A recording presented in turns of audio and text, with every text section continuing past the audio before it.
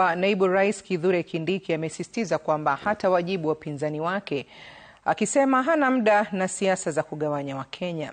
Viongozi walioandamana naye huko Embu wakisisitiza kwamba hawatakubali nafasi ya naibu rais kunyakuliwa kutoka kwake katika uchaguzi mkuu ujao. Kindiki aliongeza kwamba jambo muhimu kwake kwa sasa ni maendeleo kwa Wakenya na hatoangalia ama kuingilia malumbano ya kisiasa na wapinzani wake. Aidha, amesema utendakazi wake ndio utakaozungumza wakati wa uchaguzi wa mwaka 2027. Kindiki alikuwa katika ziara kukagua ujenzi unaoendelea wa barabara ya Gashoka-Gashuriri huko Mbeere South. Ndio nisisumbuliwe na watu ambao wako na pelepele mingi.